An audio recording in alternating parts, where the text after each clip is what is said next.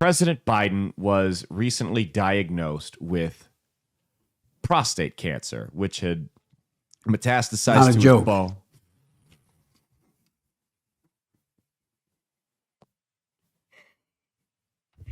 I've been waiting all show to use that one. That was perfect timing. Do you think he said that when he had the diagnosis? Or do you think his doctor said that? That's, I mean, okay. So he's got prostate cancer that's spread to his bones. That's, jokes aside, I prayed for Biden and his family when I found that out, because you hate to hear about that for anybody. As much as I dislike him and I dislike his politics and I don't think he's a good guy, that's a bad way to go. And cancer's affected all of us in one way or another. It's not something you want to see anybody go through, anybody at all. I know we joke and I know we have fun, but that's just shitty. So that is too bad. Now, that certainly led to some questions, that diagnosis. Questions like, how long have you known he had this? What about this video from 2021 that we're going to play you real quick? Go ahead and pull this video up here, or 2022, like this. And because it was a 4-lane highway that was accessible, my mother drove us, and rather than us be able to walk. And guess what? The first frost, you know what was happening? You had to put on your windshield wipers to get literally the oil slick off the window. That's why I and so damn many other people I grew up have cancer. And why can't, for the longest time, Delaware had the highest cancer rate in the nation. Now, we played that. That was 2022. We played that video on the show when it happened, when he said, that's why I and so many others have cancer from where I came from. And people wrote it off as though it was just a slip. It's just Biden being old. But there was also an article from 2021 that said a non-cancerous polyp was removed during Joe Biden's colonoscopy. Now, that's fairly standard procedure. They'll find lumps and stuff in people that aren't cancerous, and they take them out all the time.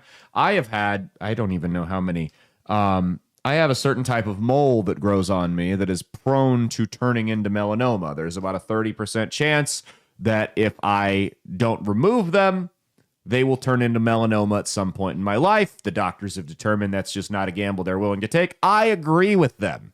Although the last one they cut out, they said, are you sure you want to do this? It's going to mess up your tattoo. And I'm like, well, faded tattoo, death. So it's a tough balancing act. You know what I mean? But so they cut moles out. I've never tested positive for cancer, by the way. They've always been benign, but they cut them out just to be safe. That's pretty standard. That doesn't mean he had that. I know other people that have gotten colonoscopies and had polyps removed that were not cancerous. That doesn't necessarily mean anything. None of this necessarily means anything. That's the important thing to remember.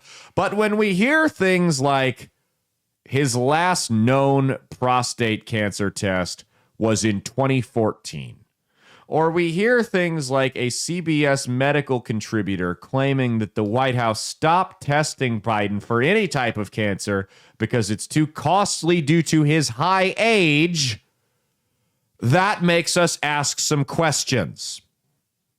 Questions like, how long did they know that he had cancer? Did he have cancer throughout the entirety of his administration? Now, it is possible, and it unfortunately does happen, where people will get cancer and it just pops up out of nowhere and nobody knows where it came from, or it went undiagnosed, the doctors missed it, and you're just fucked. But from what I understand, prostate cancer doesn't usually work that way. It's usually a slow roll. And if you take treatment, it's fairly controllable. Guys that catch prostate cancer semi-early almost always die of something else. That's kind of the saying, is everybody gets prostate cancer, nobody dies of it. Here's a video from an oncologist saying something similar to that. That's not just my ill-advised medical opinion. Go ahead.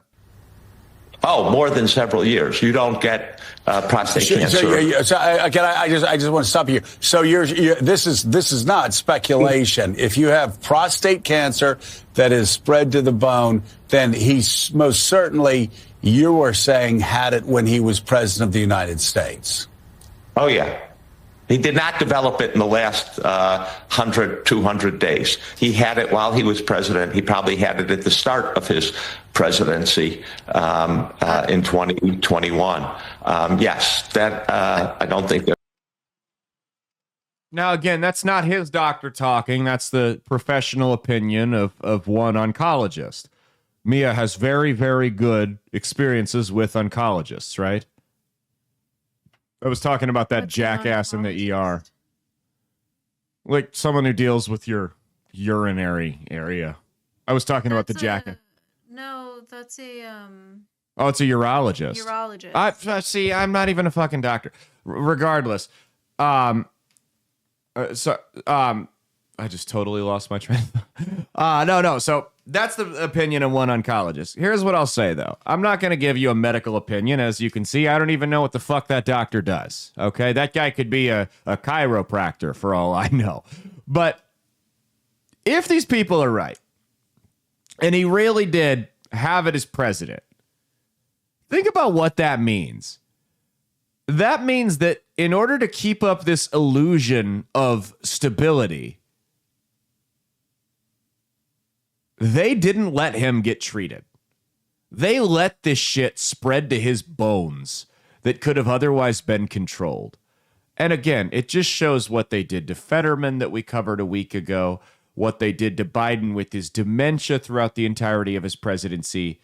You are merely a cog in a machine, a means to an end to these people. And they will use and abuse you in any way they see fit, as long as it doesn't hurt the bottom line, which is them staying in power.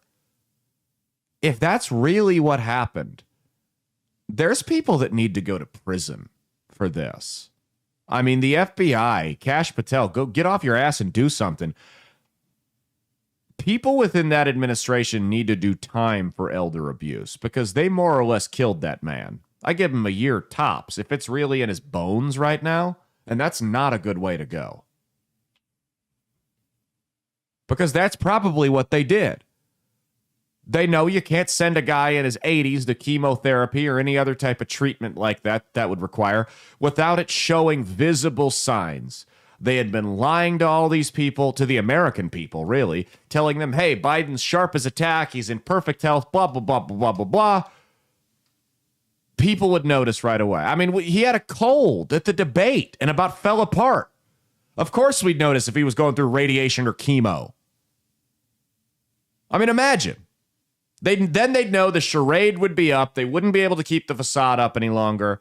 And people would start going, hey, if you're lying to us about that, what the hell else are you lying? You covered up the president having cancer? What the hell else have you been lying to us about? And they would be cooked worse than they were in November of last year.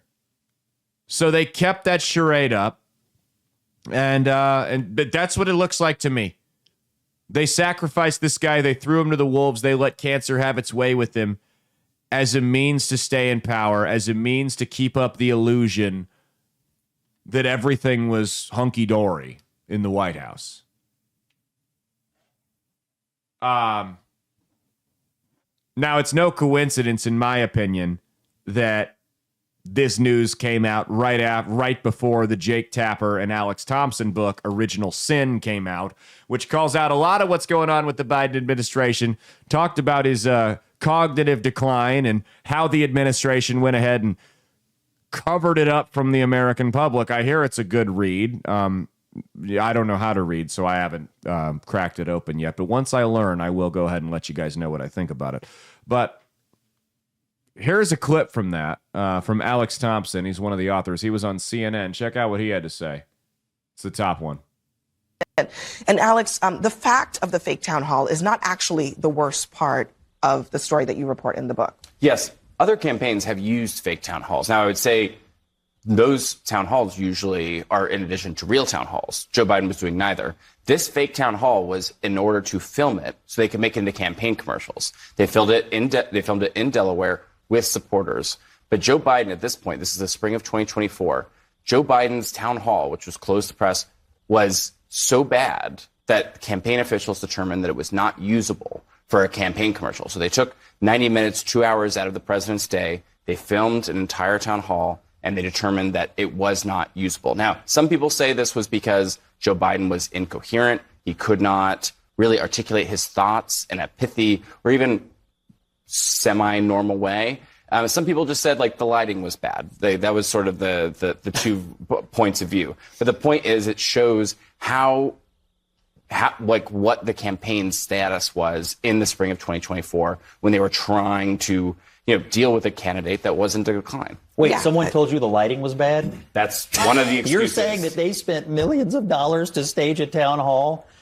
Well, we didn't get the lighting right. That was one of the excuses. I mean, Unbelievable. and this comes back to the question of how many people were aware of things like that but said nothing? And Yeah, so it's shit like that. I mean, spending millions of dollars to make a fake town hall and then canceling it, claiming the lighting was bad because he was too incoherent to get a thought out. I mean, it's that kind of stuff.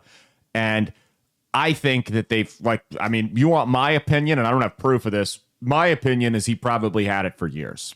He probably had it for years. They didn't let him get tested because they wanted to keep the illusion of stability up. Then they knew this book was coming out, and they decided, you know what, let's mitigate some of the damage. Let's minimize how much they can hurt us with this and get people off of our tails. And mind you, they're not doing this, they being the folks around him, the administration and the family.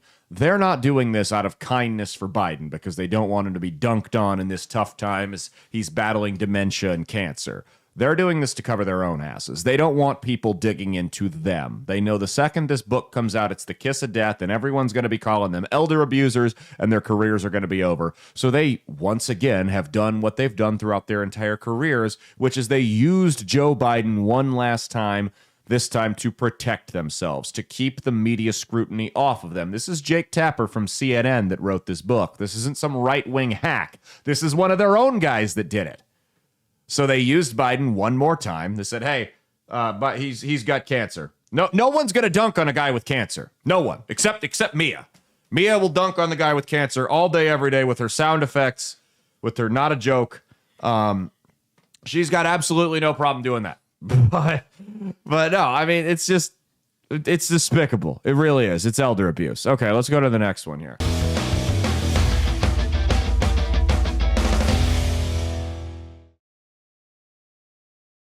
Hey, thanks for watching. If you liked what you saw, be sure to click the link in the description to get the full episode on Rumble. If you prefer to listen along, you can actually get us on Spotify, Spreaker, and iHeartRadio. You can also go to www.outlawstreamers.com to learn more about not just my show, but tons of other great shows and all the exciting projects they have coming up. Follow my socials at Caleb Isn't Funny on Twitter and Instagram, at Caleb Salvatore Comedy on the Chinese spy app that is TikTok, and be sure to like and subscribe to this YouTube channel. Thanks, and we'll see you every Saturday for brand new episodes of That's Based. Peace.